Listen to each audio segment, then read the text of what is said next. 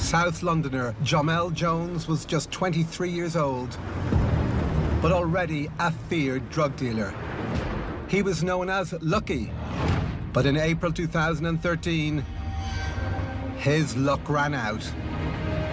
Lured to a rough part of Southampton, he's been shot twice, once in the shoulder and another in the head. The perpetrators have fled the scene, but they've left behind a witness who may talk. Faced with a chaotic crime scene and precious few clues, the detectives face an uphill task. It's now a race against time to catch the cold-blooded killer, who may still be armed and could kill again. Catching a killer requires conclusive forensic evidence. From clues at the scene of the crime to minute examination in the forensics lab. From the cold reality of the pathologist's table to DNA sampling, digital analysis. Each piece of killer evidence brings the murderer closer to justice.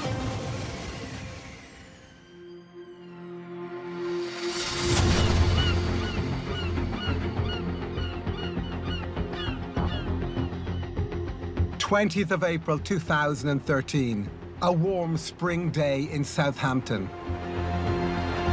At 11 a.m., terrified residents call 999 after hearing gunshots in a neighbouring flat in the notorious St Mary's suburb. Police obviously deployed to that scene straight away. No thought about their own safety, went straight into the address. The officers enter the first-floor flat and find a young man face down in a pool of blood. The victim had clear gunshot wounds, one to the shoulder and one to the head. And as much as the officers tried to give first aid, I think it was a fruitless task, to be honest.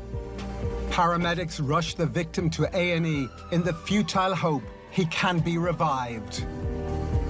Paperwork in his pocket identifies him as 23-year-old Jamel Jones. And at 11:55 a.m., he's declared dead. This is the scene here in St Mary Street. The address is on the first floor.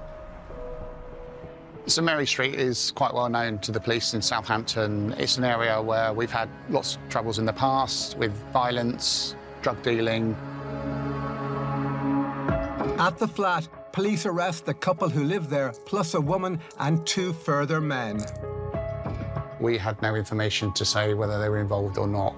So, to err on the side of caution, all 5 were arrested on suspicion of murder and brought into custody so we could actually get their accounts from them without any interference from anyone else. One of the men claims he's a friend of Jamel's.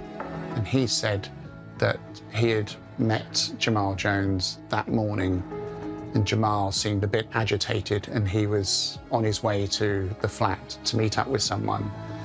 And he had asked this male to accompany him, so we believe he was anticipating that he was going to have some kind of an argument with someone, and whether he brought this male with him as backup or a bit of muscle, we're not sure. It's hard to trust any of their accounts, as the flat is a known drug den.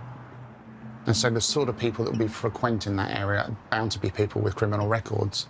And so you're already identifying people that have probably got a bit of history with the police that could have the potential to have carried out this shooting. Unreliable witnesses can cause significant problems for detectives. It can distort timelines. It can implicate the wrong person. It can suck up resources. It can implicate other people who had nothing to do with the crime. The problem is much more acute when there's alcohol and drugs involved, and with people who are perhaps on the edge of society or maybe even partially implicated in a potential crime. So officers have to decide whether they're being spun a lie, whether it's an honest truth or an honest assessment of a situation. In murder cases where every detail matters, an unreliable witness can derail progress and delay justice. With the 5 in custody, forensic officers are faced with a chaotic crime scene. I remember looking through the front door to the flat. There was a lot of blood on the floor with bloody footprints leading out. I thought it was going to be quite a challenging crime scene because police officers had been in and tried to give CPR to Jamal, and then paramedics had been in there, so there had been a lot of contamination already. When I looked at the evidence on the floor, it was possible that the evidence had been kicked around because so many people had been in and out of the communal hallway. With no leads from the post-mortem and key evidence likely to have been destroyed, it's vital the officers preserve what's left. In order to preserve this evidence, we would use either plastic or metal stepping plates so that anyone walking in the scene would walk onto the stepping plates rather than stepping onto the floor and potentially damaging any footwear marks or footprints that are on the floor and can't be seen. One bloody footprint near Jamal's body stands out. This could unlock the entire case if it's the killer's shoe. Finding a footwear mark in blood at a crime scene is really significant. The blood is from the victim, and if the footwear mark can be linked to the suspect, then we can potentially put that suspect in with the victim when he's bleeding. When that crime has been committed, it puts our suspect in the scene. Another significant find is a bullet casing. It could reveal a wealth of evidence, including the exact weapon used. Whenever a cartridge is fired inside a gun, as the bullet's moving forward, the cartridge case is pushed back into the breech face. And because the cartridge case is made of a softer metal than the actual firearm, it'll actually take up the impression of that breech face. The marks on the casing can be checked against a database of all bullet casings recovered from previous crime scenes. The National Ballistics Intelligence Service would have a database of all the shootings that have taken place across the UK and what type of gun had been involved. If you've got it linked to another murder, then you can also link in with that police force that's investigating that murder to see whether or not there are any intelligence we can share with each other to establish who was responsible. The casing could also reveal the killer's fingerprint and their DNA. Someone's also got to put the bullets into the gun in the first place, so would you get potential fingerprint or DNA from the bullet? So you're keeping your fingers crossed, hoping that you're going to get some forensic evidence from that. Gunpowder residue can also be a useful tool for investigators who need to establish where the shooting took place. Whenever a gun's fired, gunshot residue will actually be vaporized and come out the barrel or any other port that's available on the weapon. They will form unique or almost unique characteristic particles that are considered as gunshot residue. At this crime scene, Andrea Wheatley's team spot the residue near where Jamal was lying. By finding firearms discharge residue on the wall, that was quite useful because it potentially told us where the suspect was standing when the firearm was discharged. Officers also find traces of blood, known as spatterings, near to the gunshot residue. When an individual sustains a gunshot injury, if the bullet exits the body, then we would naturally see an exit wound produced, and the blood spatter from that exit wound is called forward spatter, and that is projected in the same direction as the bullet or the projectile. The blood spatters confirm where the shooting took place, corroborating any eyewitness account. And forward spatter can be used really powerfully to understand where someone was positioned at the moment that they were shot. And it can be projected into the scene and can be used for reconstruction purposes. In the bathroom, officers discover a palm print. It's a long shot that it belongs to the killer, but officers must record it as evidence. The significance of the palm print, one, it identifies the suspect, but two, it puts him inside the flat. So if he's arrested and says, I've never been in that premises, I don't know what you're talking about, we can actually physically put him in the premises because we found his palm print in the bathroom. The evidence and samples are sent off to a lab so they can be compared with any potential suspects the police identify. The accounts of those arrested at the scene are hard to rely on, and it could be some time before the lab results are back. DCI Barton and his team will have to find fresh lines of inquiry if they're to catch the killers.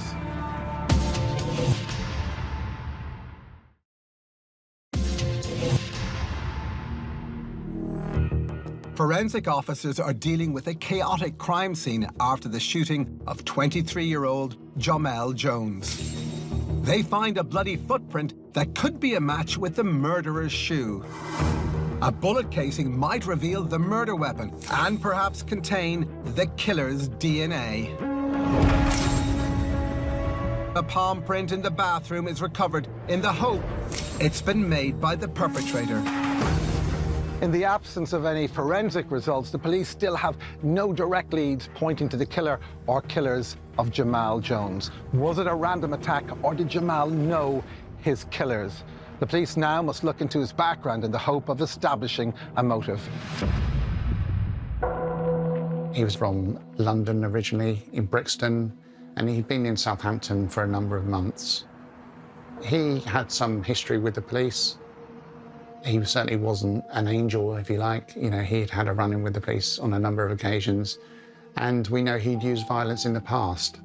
And so you're then starting to build up a picture of your victim.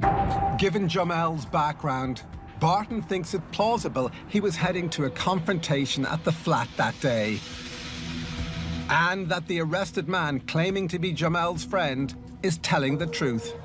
I came to the conclusion that this male wasn't involved in the shooting. He is a witness, and if what he is saying is true, he will be crucial to the prosecution case. So I changed his status from suspect to witness. And chillingly, what he said during this account was that not only did he witness the murder, but the gun itself was actually turned on him. Fortunately, the trigger jammed, and so no shots were fired. It's very well established that young men commit far more violence than any other group compared to older people or compared to women. And I think there's a number of different factors. Part of it is simply hormonal, so they have more testosterone. But also I think it's to do with their image and their peer group as well. So violence in some sects of society is very much encouraged. In some peer groups, especially criminogenic ones, violence is not only seen as a natural way to resolve conflict, but it's actually a way of getting respect and street cred. Despite his traumatic experience, the witness is able to give a description of the attackers. He believed they were from a rival drug network called the Jumbo Network, and he described them as a black male with green or hazel eyes, which was unusual. There was another one he described as having cornrows hairstyle. And then the third one he described as a slightly smaller black man who he said had a wonky eye. So we didn't have the best descriptions to work with, but we had a description. And he was also able to give us generally kind of what they were wearing, and it was kind of hoodies, the hoods up and that kind of stuff.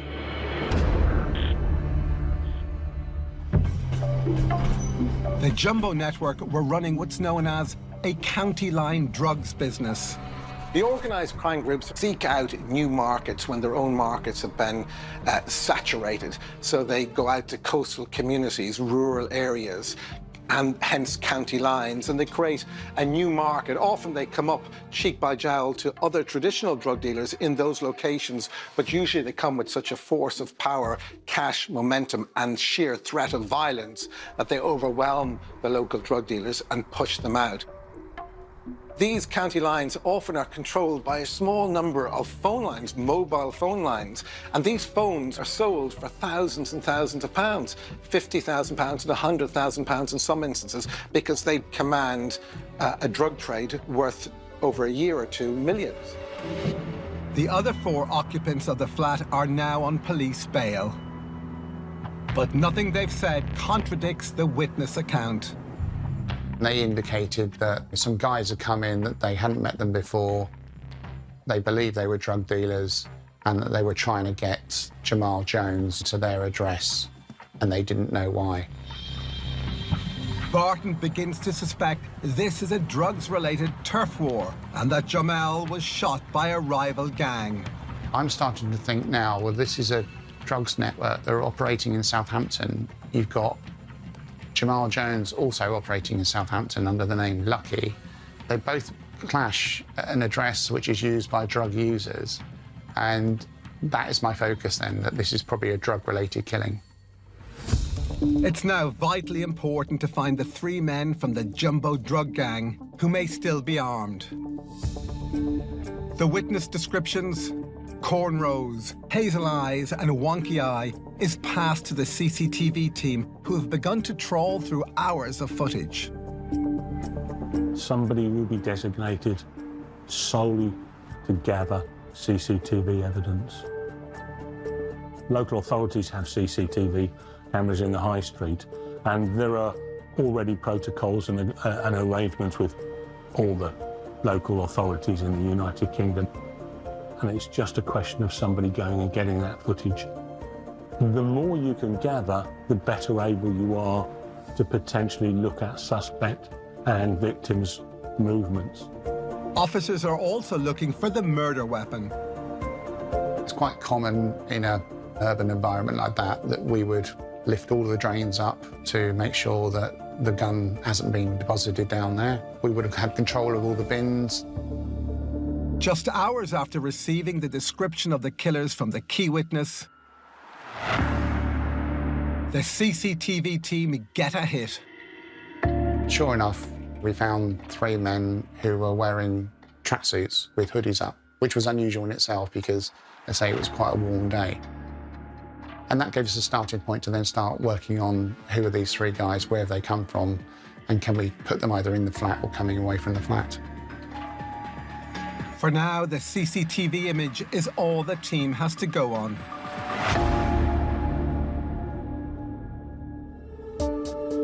The forensic work at the crime scene has so far failed to provide any leads.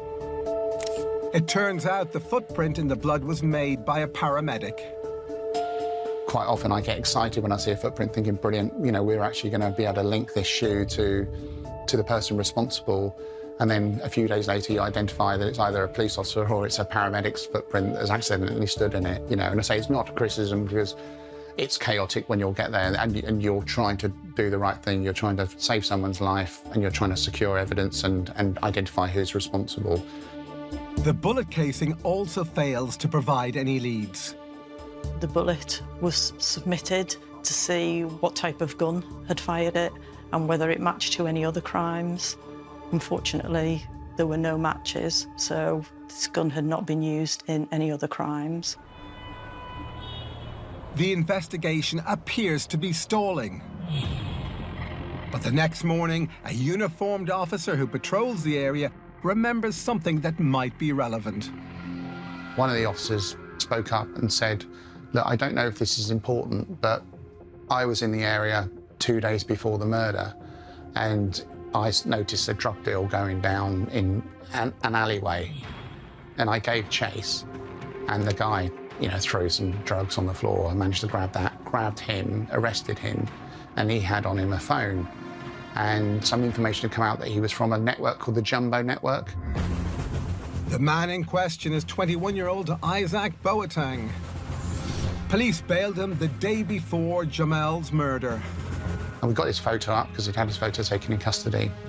And he had some kind of deformity or whatever you want to call it with his eye. And obviously we're then remembering that one of our witnesses described one of our men as having a wonky eye. It's a tantalizing lead.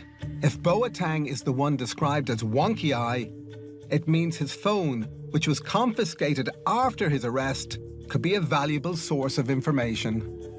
Further inquiries revealed the number attached to the SIM card has continued to send and receive text messages, even though the phone itself is in custody.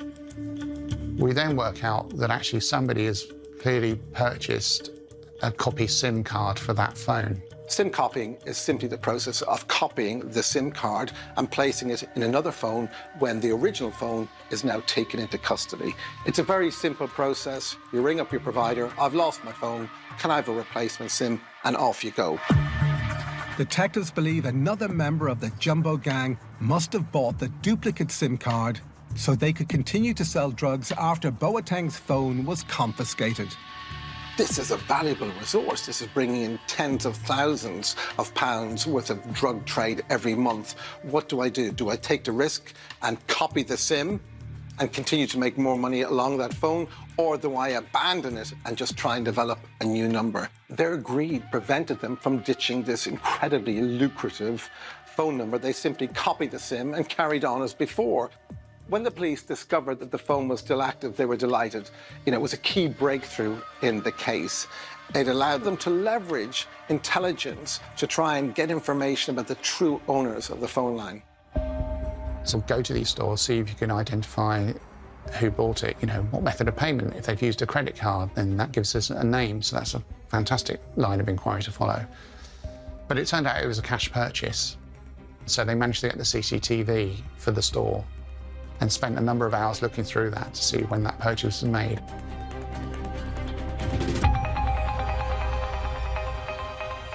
And sure enough, they identified two black guys that had come in at that store at that particular time to purchase a duplicate SIM card. But one of them had these distinctive cornrows in his hair, and he's starting to build this picture now, based on the descriptions we had from our witnesses at the scene, that we had Boateng who had that phone, and he's got wonky eye. This guy's got cornrows, and this number is operating again under the Jumbo network. What started as a routine drugs bust has unexpectedly become the team's most important lead.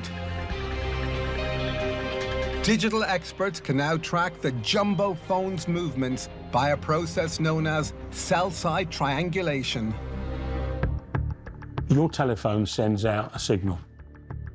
And what your telephone will do is it will tell the three nearest masts where it is. Now, in doing that, it takes less signal to log on to the nearest one than it does the furthest one. Now, as you move along, walking down the street, driving in the car, the distance between those three masts will change, and therefore the signal strength will change. And if you then gather that data, the signal strength will give an indication of the potential distance from that mast to the device. And by triangulating, in other words, pushing a line from each of those mast locations, that will give you the approximate detail of where that device is. So we start then tracking cell site. And what we can show is that that phone is regularly travelling up and down from London to Southampton. So again, it's confirming my thoughts that this is probably a county line network. On the day of the murder, the phone is tracked from a suburb called Northam, just a few hundred meters from the murder site.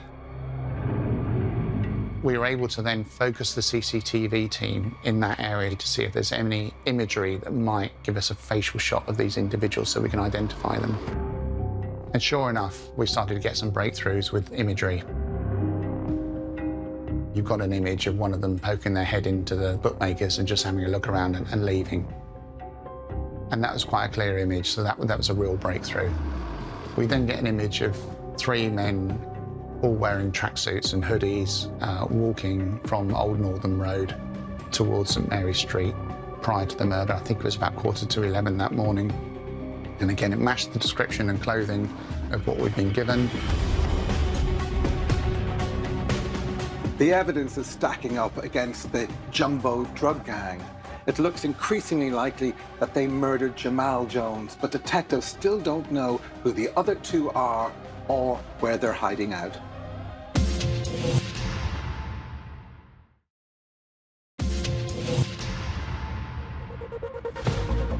The scene of Jamal Jones's murder has provided little in the way of clues.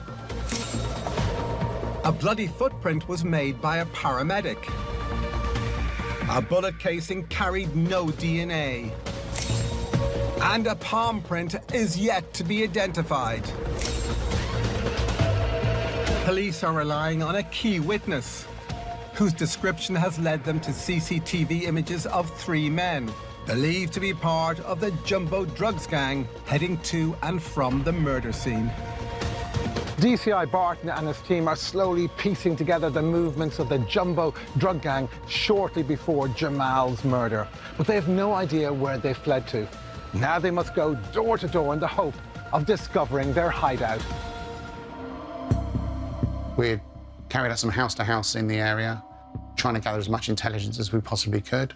But obviously we had a very nervous, reluctant community that we were trying to get information from, so it was quite tricky trying to get that information.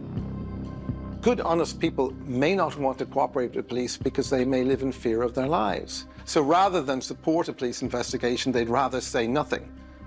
In this case, can be understandable, but officers are also well experienced, and they find well tried and trusted ways to support witnesses who want to support the investigation and come forward and tell the police what they know. The team's door-to-door inquiries begin to pay off. At one address, a local drug addict tells them the gang stayed there in return for free drugs and left the next day. We then identified that a taxi had arrived at that address around about 11:30 that morning. So this is about half an hour after Jamal Jones had been shot. And we managed to find the taxi driver. We managed to speak to him. We seized his taxi so that we could search it for forensic evidence to try and identify who he'd picked up. But the stroke of luck we had was that he had on board a CCTV camera that took a really clear image of the driver, the passenger, and whoever was in the back. And so we had this really clear image of cornrows, hazel eyes, and wonky eye. DCI Barton has finally obtained a clear image of all three Jumbo gang members. They fit the description given by the witness. But apart from Isaac Boateng, he still doesn't know who they are. He hopes that arresting Boateng can provide further leads. Fortunately for us, what we also knew with Boateng was that he was on licence at the time. He'd recently come out of prison, and so he was due to sign on with his probation officer that week. And so it was decided that that would probably be the most appropriate place to arrest him from, where we could essentially have our assets plotted up around the probation office, and when it was safe to do so, and when he came to the front door, the probation, we could arrest him. And that's what we did.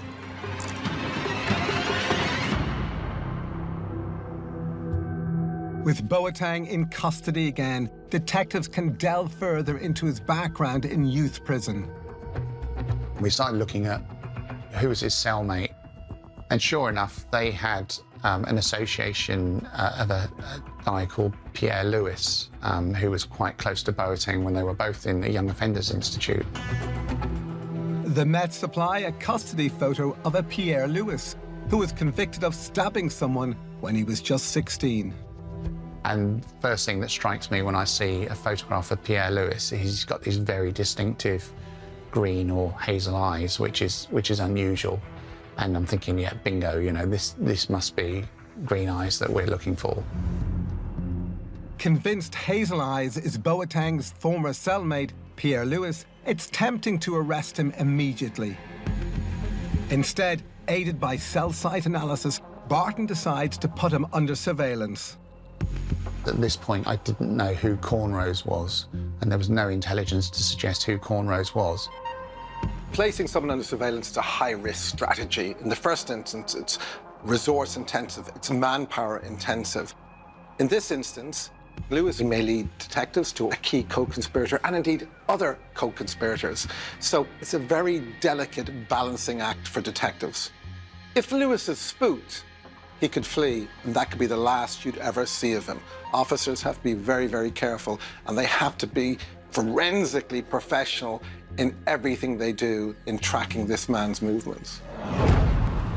The team has been able to track Lewis from the taxi ride to an address in East London. But he stays away from the third member of the Jumbo gang that almost certainly killed Jamal. DCI Barton calls off the surveillance team and arrests both Lewis and an unknown woman. The priority is to get him in because he may have some forensic evidence on him as well. and to arrest the female that's in his company because we suspected she was assisting an offender.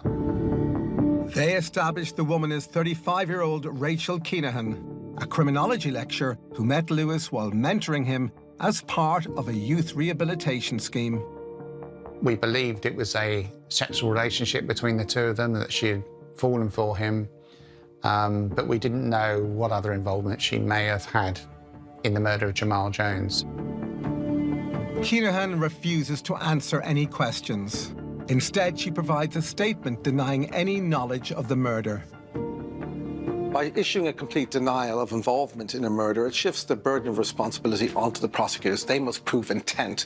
Unless they can do so, then it often is the case that a prosecution may never even be brought. In this instance, plausible deniability was a very good ploy. Ultimately, it was up to the jury whether it would work or not. Her statement does, however, confirm she's in a relationship with Lewis. So Rachel Keenahan's relationship with Pierre Lewis was surprising. You know, this is somebody who's well-educated, a professional person, you know, on the face of it, comes from a good background, never been in trouble with the police before. And so we were kind of questioning, well, you know, what is that relationship? What is she doing with him? And more importantly, what is he doing with her? So we've got this person, Rachel, who is, you know, for all intents and purposes, a professional, and she's doing quite well. So obviously this is a huge risk that she's taking to potentially throw all of that away, let alone face criminal charges.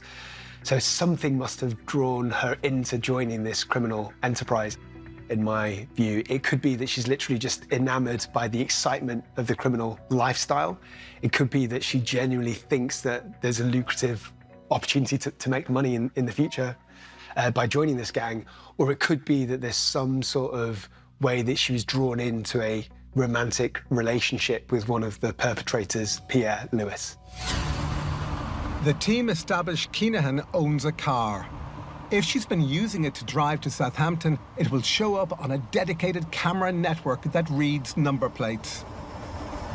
ANPR, the Automatic Number Plate Recognition System, which is a national system.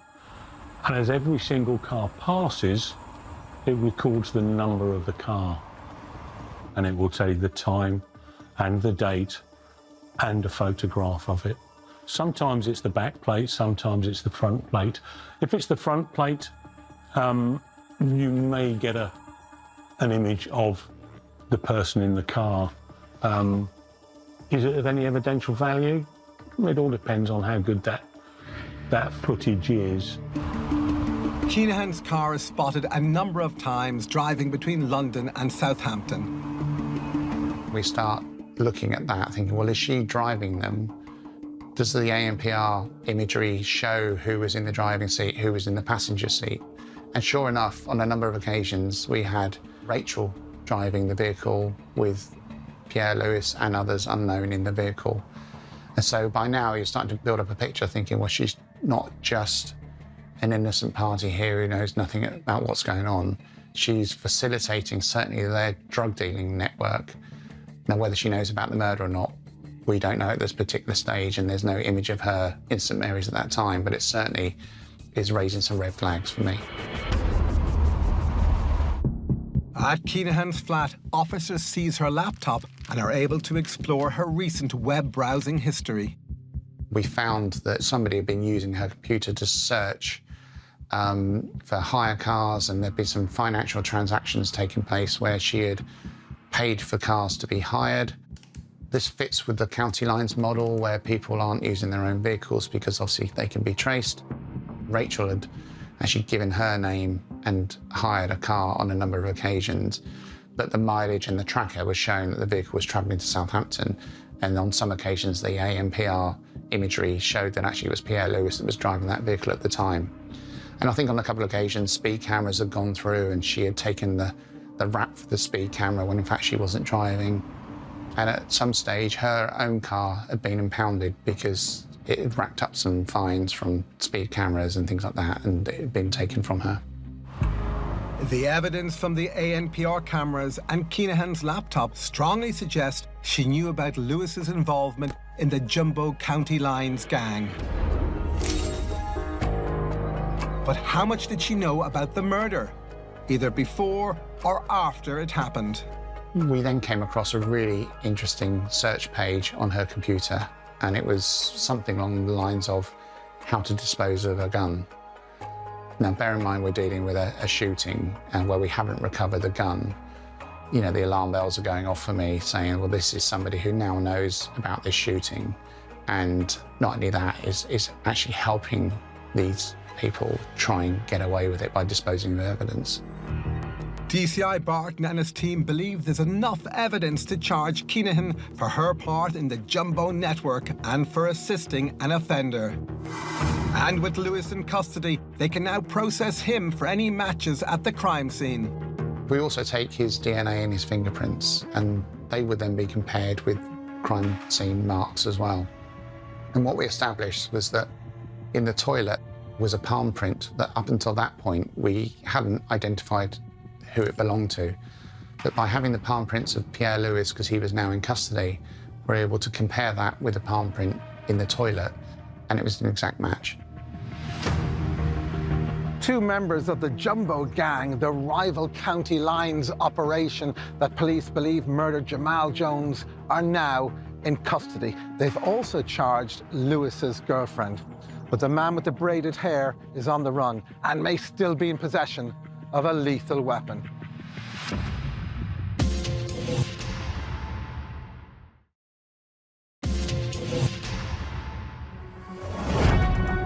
Despite the lack of evidence at the site of Jamal Jones's murder, a reliable witness's account, plus sightings on various CCTV cameras, have led to the arrests of two members of a rival drugs gang. Sightings on ANPR cameras, plus her search history, is also enough to charge one of their girlfriends with assisting an offender. And a palm print at the flat where Jamal was shot matches one of the suspect's hands. But one member of the Jumbo County Lines gang is still at large. Thanks to their contacts in the Met, Southampton police believe it's likely he's hiding out somewhere in London. Now they must find and detain him before he disappears completely. We believed we'd identified, finally, the third person, Cornrows, as a guy called Jimmy Kai Orlebar Forbes. What we hadn't identified was where he was living at that particular time. And so we began an operation up in London trying to locate him, and that involved lots of intelligence work, including phone data, to try and identify where he would be. One piece of intel points to a house in South London. Barton's team puts it under surveillance. They spot someone matching Forbes' description collecting a pizza delivery. Certain it's him, they move to arrest him. So by now we had all of them in custody. All of our Forbes had been brought back to Southampton. Again, he was processed, so he was examined forensically. We didn't recover a firearm, but we then began the process of interviewing him. As with the other two members of the Jumbo gang, Orlebar Forbes' lawyer advises him not to answer any questions. Increasingly, I think, solicitors take the view, if there's forensic evidence that we don't know about yet, go no comment, keep your powder dry, and we can respond to it when we know what the evidence is, either by way of a prepared statement in a subsequent interview, or by serving a defense statement after someone's been charged, and then advancing that at trial. The forensic evidence has failed to prove exactly what happened that morning, and can only place Pierre Lewis at the scene.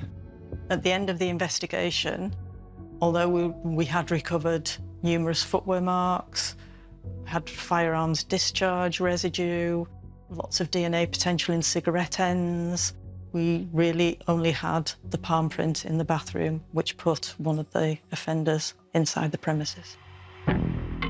The prosecution must rely on the CCTV evidence and the testimony of their key witness. We had CCTV of them all that were showing them in Southampton at the time. You know, they're all from London. They shouldn't really have been in Southampton. We've got all their images really, really clearly on the CCTV in the taxi, so that puts them at Southampton at the time. We've got the images of them walking up and down St Mary's Street before and after the murder, so that's a really good, strong evidence. We've got the eyewitness who was present at the time, who describes them all, albeit by nicknames and descriptions, but we're relying on him as well. On the 14th of January 2014, the trial begins. The trio plead guilty to dealing drugs, but deny Jamal's murder. Effectively, what they were saying is, yes, we were in Southampton on that day. Yes, we're drug dealers and we were dealing drugs, but no, we didn't shoot Jamal Jones. And in fact, what all of our Forbes said was that, yes, I did shoot Jamal Jones, but it was in self-defense because actually it was Jamal Jones's gun. He brought that to the crime scene and he was trying to rob us. And there was a bit of a scuffle and I overpowered him and it accidentally went off. And that's how he died. Pierre Lewis tries to capitalize on the discovery of his palm print in the bathroom, claiming he was using the toilet while the confrontation took place. The prosecution will say, well, you're just inventing your account to fit around the evidence that you now know exists. And if that's what you're saying now and it's the truth, there was no reason you couldn't have told the police about it back when you were arrested. And judges will give juries directions about that as a matter of law. If someone's silent in interview and then comes out with an explanation at trial, if the jury think there's no good reason for not giving the explanation at the start, they can hold that against them, and it supports the prosecution case. It's now down to Jamal's friend, the prosecution's key witness, to persuade the jury they're lying. He was extremely nervous, as you can imagine. You know, he'd had the gun pointed on him. He was effectively sort of breaking the code of grassing or speaking up of what had happened. So it was going to be a real challenge, but, you know, we stuck with that witness and, you know, he did an amazing job on the day in court giving his evidence. Rachel Keenahan continues to deny any involvement in the drugs business or knowledge of the murder. She claims she looked up how to destroy a gun while researching an academic paper. She gave her evidence that butter wouldn't melt. You know, she had lots of character witnesses turn up at trial and speak highly of her, you know. But she was described almost as a gangster's mole, you know. She had kind of fallen for the bad boy and quite liked the bad boy image. After a 6-week trial, the jury takes 3 days to consider the evidence. On the day of their verdict, the trio attack security guards in the court cells, hospitalizing 2 of them. Barton is in court to hear the verdict. I was pretty confident that the jury were going to go our way. You know, I'd listened to the evidence. The fact that they'd gone no comment in the police station, you know, they gave no account at the time, and then all of a sudden, when the chips are down and they've seen all the evidence that the police have gathered, they're coming up with this you know, crazy story that Jamal had turned the gun on them and it was a fight and it had all gone wrong and it was an accident. You know, fortunately, the jury saw through that. The jury unanimously find all 3 members of the Jumbo Gang guilty of Jamal's murder. And Keenahan guilty of assisting an offender and perverting the course of justice. I was relieved because you just never know. Sometimes you can be as confident in your case, you know, maybe a little bit blinkered, thinking, you know, can't everyone see it how I see it? And juries don't always do it that way. The 3 are sentenced to life imprisonment, with a minimum of 31 years for Orlebar Forbes, 30 years for Boateng, and 29 years for Lewis. The Honourable Justice Keith, in passing sentence, said, "The fact that you were all drug dealers suggests this may have been a turf war of some kind. You decided he had to be dealt with in such a way to show the 3 of you were a force to be reckoned with." This was an execution, nothing more, nothing less. Jamal's family were overjoyed that we'd got justice for their son. You know, they physically hugged me outside court, which was great, you know, and they were grateful. You know, they spoke very positively about the police, and yeah, you know, I wish them well.